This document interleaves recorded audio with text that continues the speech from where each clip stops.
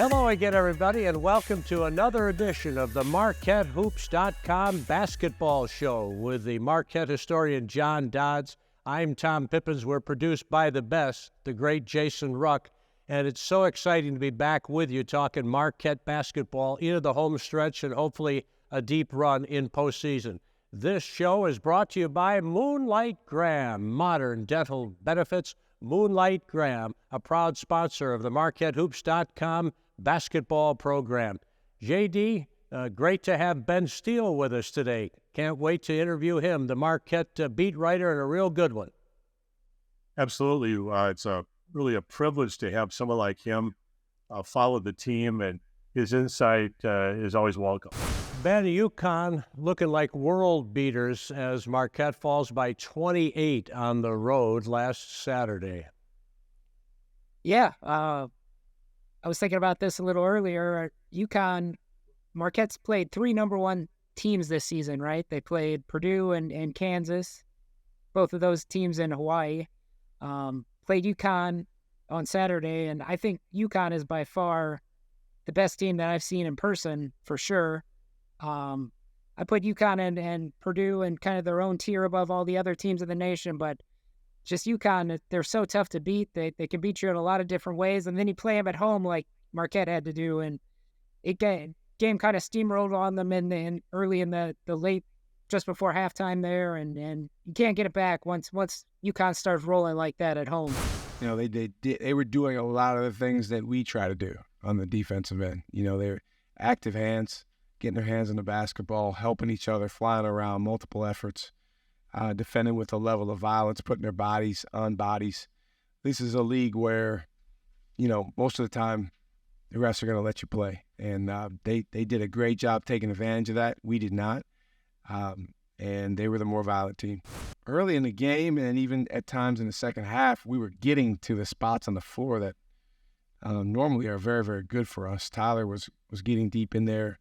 I thought, you know, we had some really good connections on the 2-on-1 out of the drop against Klingon, but then we had some other times where we maybe rushed or we thought that he was there and we allowed him to kind of go back to his matchup. So didn't get certainly enough points per possession on those pick and roll plays, and he deserves a lot of credit for that.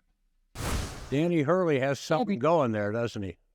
Yeah, he's definitely a candidate for National Coach of the Year, I would say. Yeah, they picked up Cam Spencer in the transfer portal, which has been just a huge, huge pickup for them. He's a great shooter, great playmaker. He's really smart.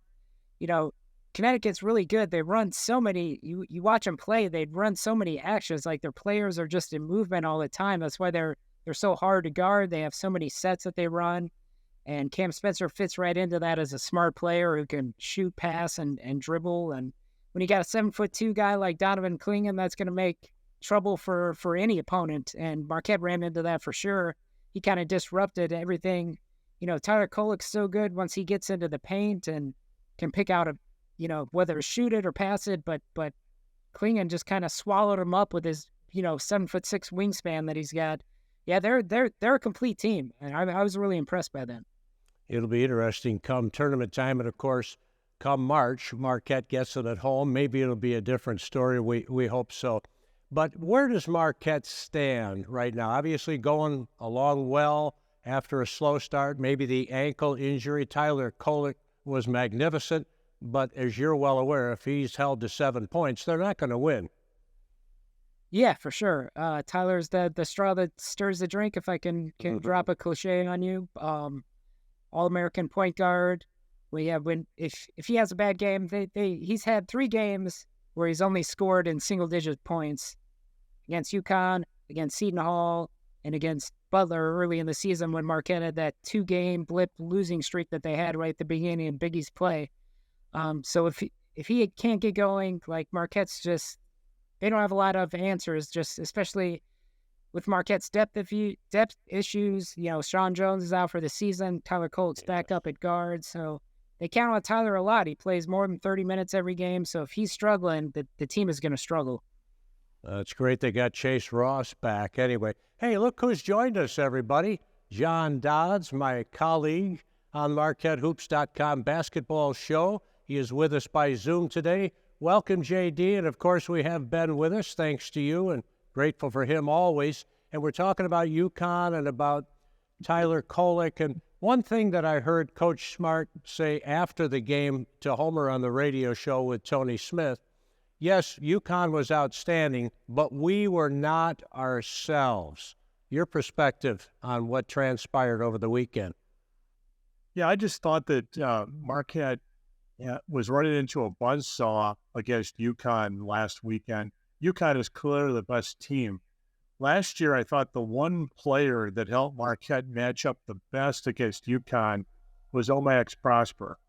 And Omax Prosper, what Marquette did was they pressed Tristan Newton, their guard, and got him tired and delayed the start of their offense to probably 18 seconds left of the shot clock after a press. So they were unable to do two or three of their options off of it. And then Omax would then at 6'9" guard Hawkins, their three-point shooter. So I think that what Omax was the player that helped Marquette the most last year match up against UConn. And then Sean Jones, the ability he had to press and to tire out Tristan Newton. It seemed like without Sean, who hurt his knee, and without Omax, who went pro, it seemed like they tired out Tyler Kolek. Yeah, I think it's a great point, and Ben Steele was making that point about Jones, and you make a very good one as it relates to the guy now playing in the pros. Ben, Shaka Smart, as we know, is a great coach. It'll be very interesting to see how this team responds, and I have a feeling they're going to go gangbusters. What's your perspective? Yeah, well, it certainly helps when you play DePaul. He's 0-14 and in the league. That's a classic get-right game for any team. But yeah, I mean, Marquette just needed to, they're coming off this stretch where they played 6 of 8 on the road. So getting these 3 home games, that's going to help them in that respect as well. They haven't played at home since National Marquette Day when they beat St. John's, and Marquette looked really good in that game. Tyler Kolek looked like the All-American point guard that he was with 27 points and 13 assists. That's probably one of his best games in a Marquette uniform, that last home game that they played. So if they get back into that rhythm, like you said, they're going to meet UConn at home again on March 6th. That's going to be the next measuring stick probably for this team.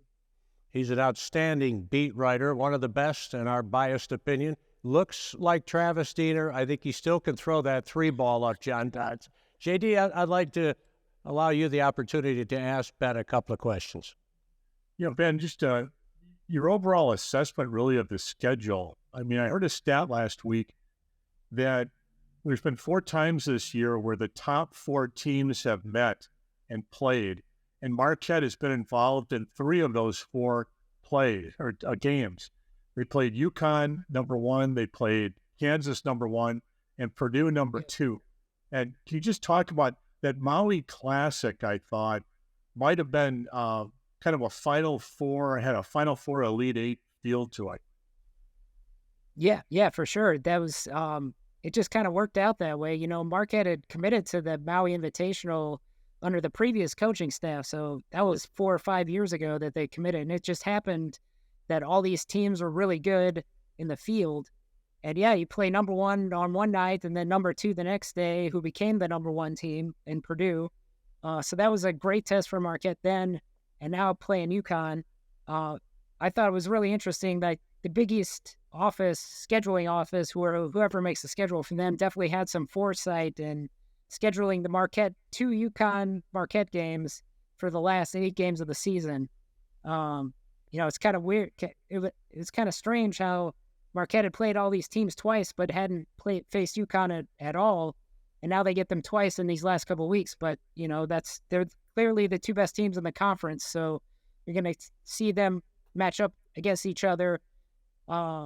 UConn's probably distanced itself too much in the standings for Marquette to catch up, but who knows what could happen in the next couple weeks.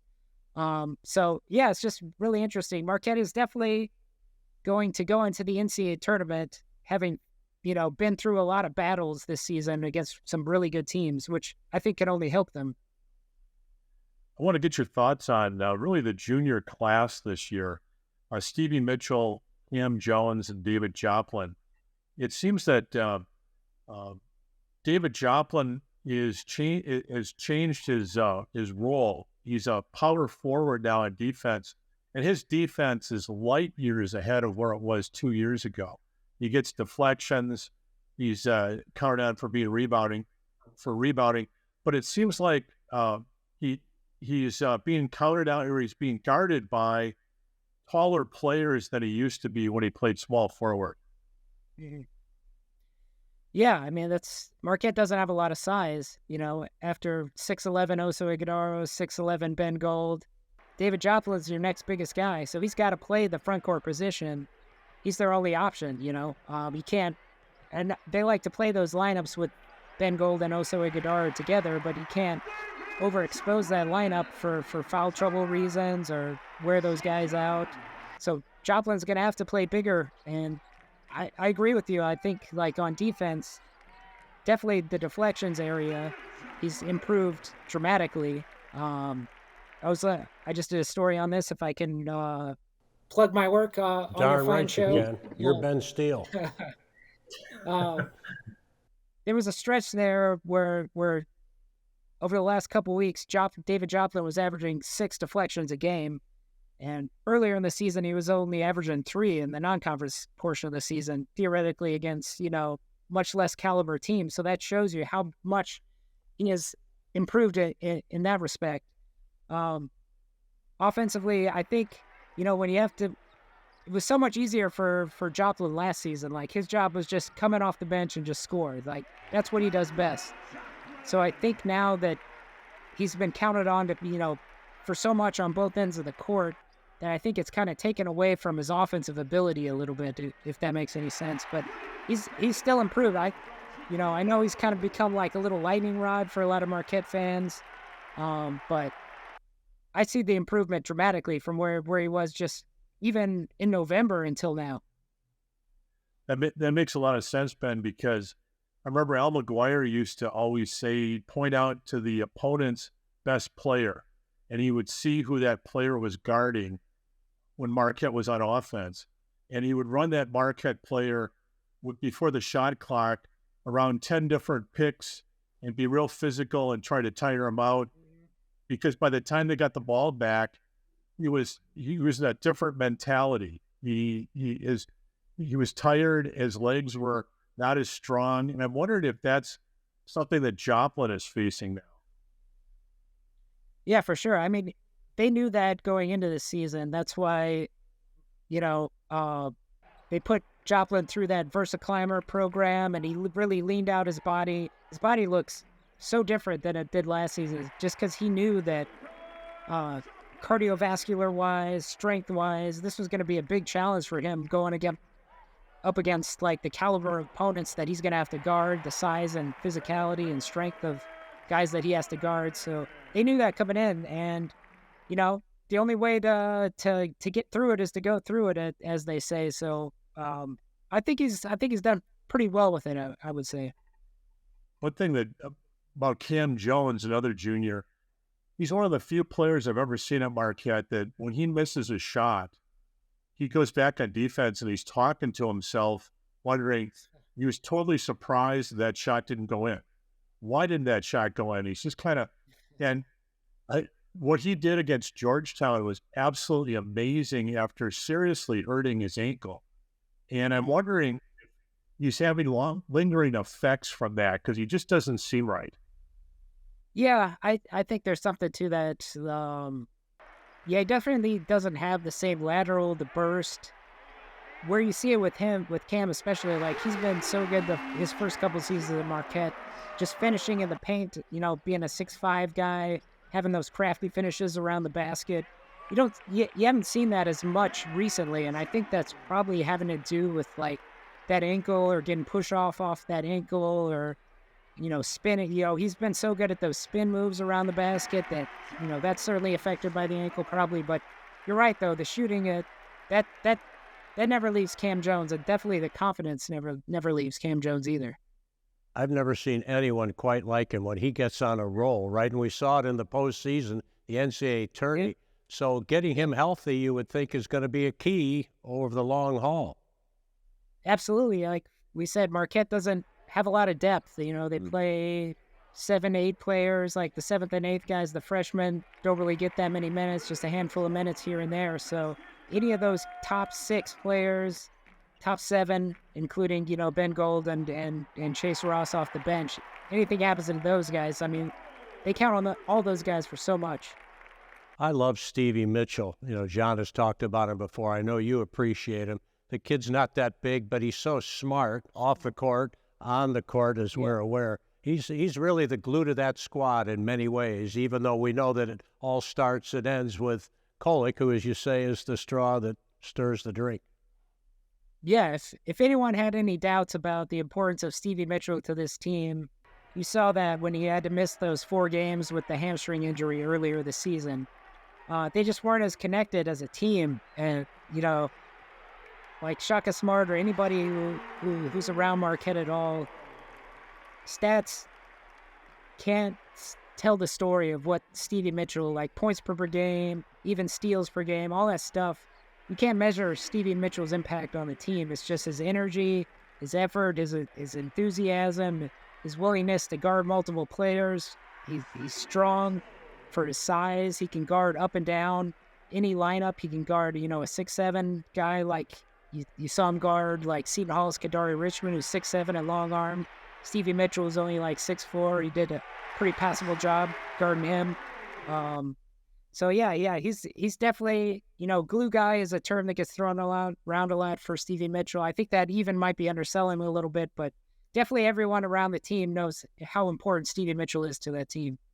Oso didn't have a lot of help, that dynamic duo, right, with Tyler. You pointed that out. They took him out of the game. Klingon made it real hard. And yet 14 points, maybe 3 boards, something like that. Oso was not bad against UConn. Talk about his progress that you've seen over this season, particularly since last year. Yeah, he's definitely built himself up into an NBA prospect, being a 6'11", super athletic guy. Can guard guards at times. He can switch out onto guards and defend them pretty well on the perimeter. You know, he's always been a really good passer. Probably one of the best passing big men I've seen in recent years at the college level for sure. So you could tell he like the way he processes the game. He can see things before they happen. That's probably his best asset. He's gotten really good at that little push shot, the little push 15-foot somewhere around the free throw line, you know, 7 to 10 feet, even closer than that. That's probably where he's added to his game the most. He's still not, like, his first couple seasons, he would only score just around the basket. Now he's expanded it a little bit. That helps against guys like Klingon, so he can pull those guys away from the basket for his teammates and everything. Still have yet to see. I think he's attempted 2 3-pointers this year, missed them both. That was an area I know he's been working on that a lot, and he's probably going to have to do that when he gets to the next level. But we haven't seen that at the college level yet. But he's just a super smart guy as a basketball player. I just love watching the way you can tell the way he thinks out there. He's really smart, you know, reads the game really well. That's his best attribute. I've been around Marquette up close as a student since '78. And I used to say that the most improved player I'd ever seen in 4 years was Tony Smith. He was kind of the 2 guard that Bob Duquette wouldn't let dribble the ball. And 4 years later, he's starting guard for the Los Angeles Lakers. It was amazing transformation. But I think Tony has to now take a back seat to Oso Ighodaro. What he's done in 4 years here has been absolutely amazing. Yeah, I mean, you think he played 38 minutes as a freshman, and he was super skinny, and now he's just like he's a physical specimen. If you ever see him up close and personal, he's really just built out his body in an incredible way. It really is remarkable, his transformation. There was talk that Shaka Smart challenged Oso in the offseason to improve his ball handling. It seems that the young man got the message, Ben. Yeah, and actually, we talked about the loss of Sean Jones as the backup point guard, and when Sean was playing, that gave Marquette a chance to kind of take Tyler off the ball. He would play off the ball as a shooting guard. So like the demands of the job weren't as much on Tyler. They could give him like a little break that way. And you've seen like since Sean has gone out, like Oso's bringing the ball up a lot more. He's like initiating the offense, which is really rare when you see like a 6'11" guy bringing the ball up like that. But that's the kind of versatility that Oso brings to the team. He flashes a little Dennis Rodman and a little Scottie Pippen, and he flashes it more and more. If it continues, he's going to be a very nice NBA player, but it's exciting to see that development. Yeah, I mean, you think about, this is the thing that NBA scouts look at all the time, was like, who are you going to guard on the next level? That's always a question that they ask each other, or they ask about prospects. And Oso, that's not really a question with him. Like he can guard like 1 through 5. He can guard big guys. He can guard guards on the perimeter, like I mentioned before. So he's got the versatility to guard up and down the lineup. That's really going to be his calling card in the NBA the first couple of seasons until that offensive game rounds out with this shot and everything. Ben, I wanted to ask you about the freshman class. It's we're 2/3 through the season already, and I remember freshmen. Jim McElvain said freshmen advance at their own pace. And I remember Stevie Mitchell his freshman year. Shaka put him in one game. He had 2 turnovers, 2 fouls in about 40 seconds, and he yanked him out. But then about 4 or 5 games later, he was coming in and he looked like Charles Woodson, attacking the ball on defense. It was really getting his teammates excited on the bench about it. So it took him and Joplin until the end of their freshman years to really feel more comfortable. I'm wondering what you think of this freshman class of Trey Norman, Zayd Lowry, and then what you've seen at all or heard from the others, Al Amadou and Hamilton in practice. It's tough for those guys just coming into a veteran-laden team like this Marquette team with so many returning players, 7 players from the rotation returning from last season. Like, there's just not a lot of minutes for them, not a lot of game time action for them. But they've definitely shown the flat, Trey and Zayd obviously play more than everybody else. But they've shown some flashes. Zayd definitely has shown the most, I think, just with his, 3-and-D kind of capability. His shot looks really good, really fluid shot. Can guard,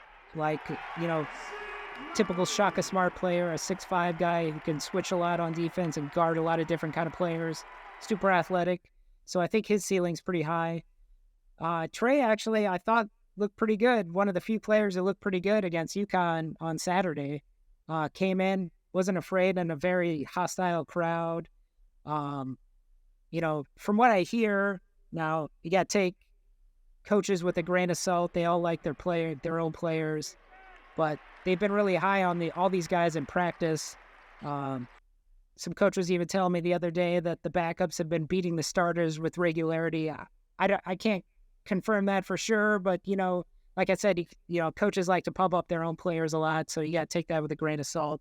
But they've definitely shown some improvement. I'm really intrigued to see Caden Hamilton, because when you look at how Marquette matches up against UConn, they really need a big, different kind of body, like a different banger type of body in the Big East. And Caden Hamilton has that. He's different than Oso and Ben, who are kind of super skinny.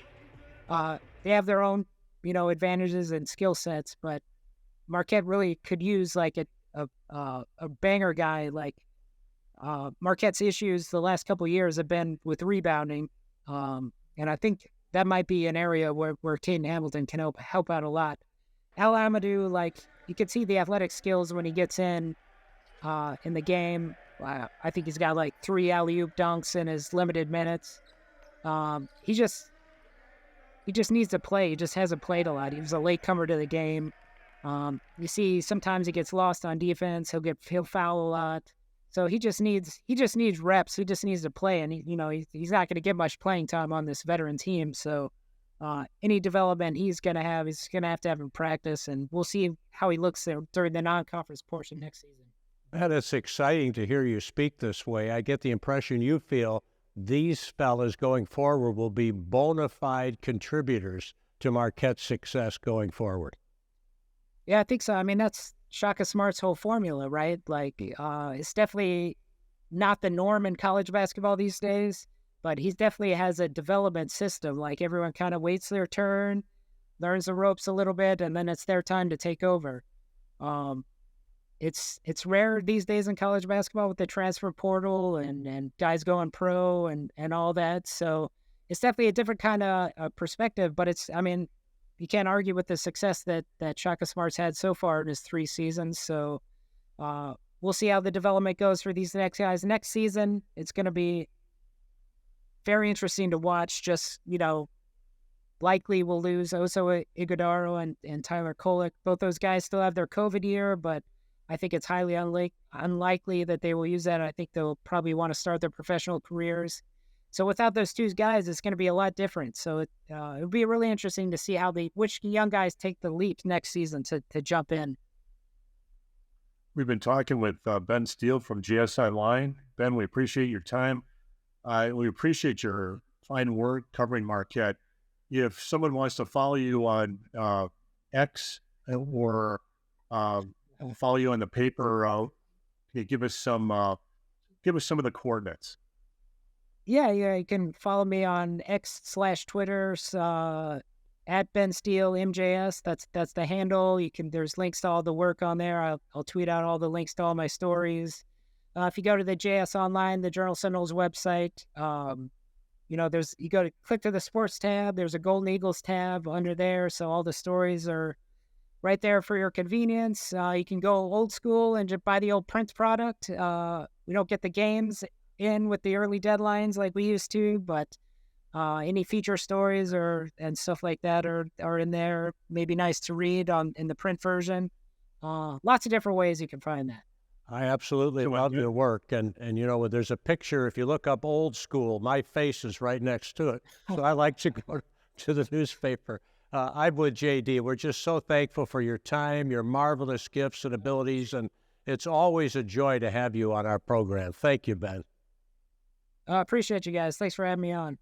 Well, that'll do it for the MarquetteHoops.com basketball show, brought to you by Moonlight Graham Modern Dental Benefits. Thank you, Craig Caston. Moonlight Graham, proud sponsor of the program. And JD, as always, you've got an outstanding website to let fans know about.